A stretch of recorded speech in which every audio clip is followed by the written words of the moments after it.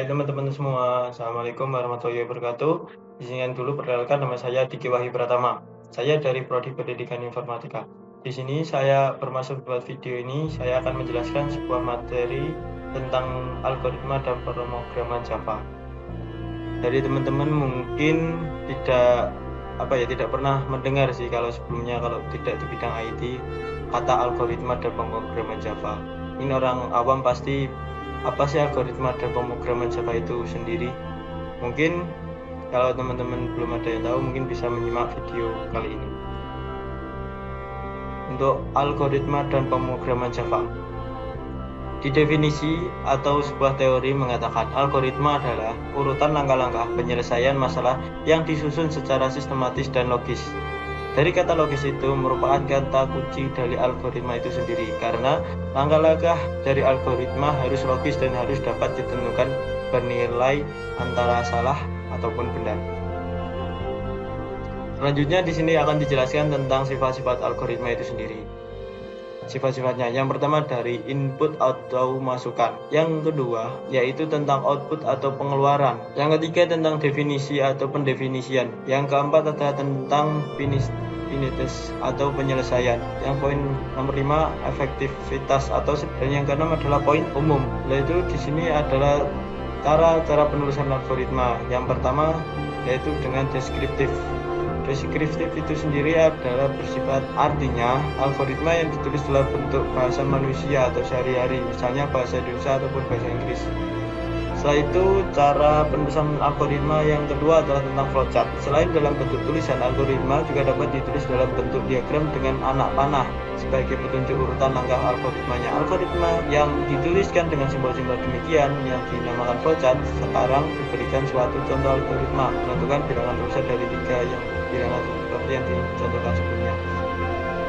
Nomor 3, pseudokode. Pseudokode berarti imitasi atau kode program, yang berarti kode yang menghubungkan dengan instruksi yang dituliskan dalam bahasa komputer, kode bahasa program. Contoh algoritma menentukan bilangan terbesar dari 3 bilangan yang dituliskan. Di sini selanjutnya adalah struktur algoritma.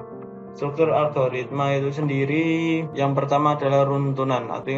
Runtunan atau istilah lainnya sekuensial. Pada struktur runtunan, langkah-langkah dilakukan dan diproses secara beruntun, dimulai dari langkah pertama, kemudian kedua, ketiga, dan seterusnya hingga akhir. Yang kedua adalah selection. Struktur seleksi atau pemilihan adalah struktur algoritma yang menyatakan pemilihan langkah yang didasarkan oleh suatu kondisi atau pengambilan suatu keputusan. Ciri utama dari struktur pemilihan adalah adanya bentuk flowchart belah ketupat. Yang ketiga adalah tentang perulangan atau mengulang. Struktur pengulangan memberikan suatu perintah atau tindakan yang dilakukan beberapa kali. Misalnya bila kita menuliskan saya belajar algoritma dan pemrograman diproses 10 kali, maka akan efisien kita menggunakan struktur pengulangan daripada menuliskan satu persatu hingga 10. Di sini ada contoh algoritma yaitu penggunaan tukar isi kelas. Diberikan 2 buah kelas A dan B. Kelas A berisi larutan berwarna merah dan kelas B berisi larutan berwarna biru.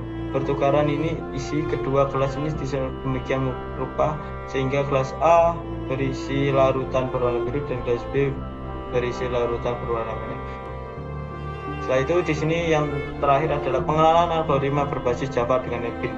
NetBeans adalah sebuah aplikasi Integrated Development Environment (IDE) yang berbasis Java dari Sun Microsystems yang berjalan di atas Swing.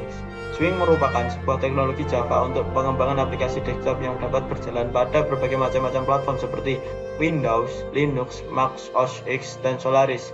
Cara menggunakan NetBeans. Di sini kita pastikan terlebih dahulu PC kita sudah terinstall Java ya. Dan setelah itu yang kedua download dan install NetBeans pada PC Anda. Nah, yang ketiga setelah semua terinstall, jalankan NetBeans dan mulai membuat program. Di sini akan ada yang namanya praktikum atau kita belajar pakai NetBeans. Di sini mengoperasikan NetBeans. Ini caranya yaitu program NetBeans 8.1 atau jika kita sudah buka maka kita langsung kita buka di sini. Oke, sudah tertampilkan. Di sini kita baca, tunggu hingga tampil seperti di bawah ini. Oke, seperti ini. Selanjutnya pilih menu file dan control atau dengan Ctrl Shift N maka akan tertampil seperti gambar berikut. Ini adalah fungsinya kita membuat project terlebih dahulu atau project baru. Kita coba di sini, kita klik file dan new project. Dan di sini kita cek ya, di sini kita harus klik Java dan Java aplikasi karena kita akan membuat program menggunakan Java. Kita klik next, lalu kita namai program kita. Kita coba kita belajar, namain belajar underscore Java. Kenapa kok kasih underscore? Karena untuk nama itu sendiri tidak ada atau tidak bisa pakai spasi ya teman-teman. Kita klik finish di sini.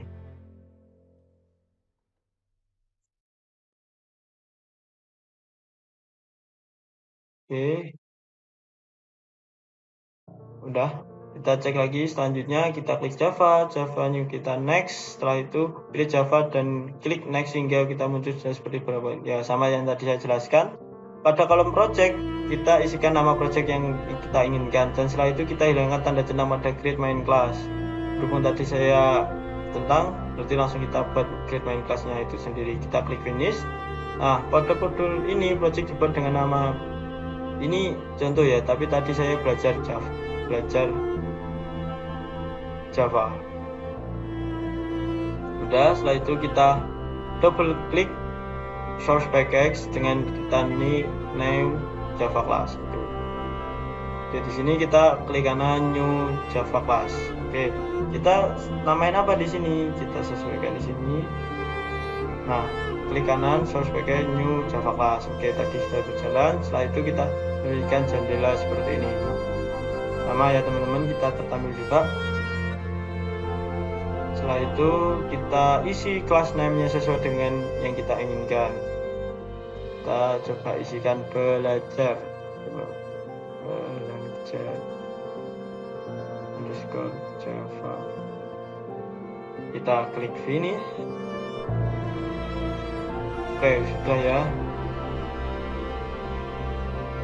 Kita baca lagi, selanjutnya kita klik PSBM di awal, selanjutnya kita bahas di dalam kurung kurawal, lalu tekan tab sehingga seperti gambar. Kalau saya langsung aja pakai public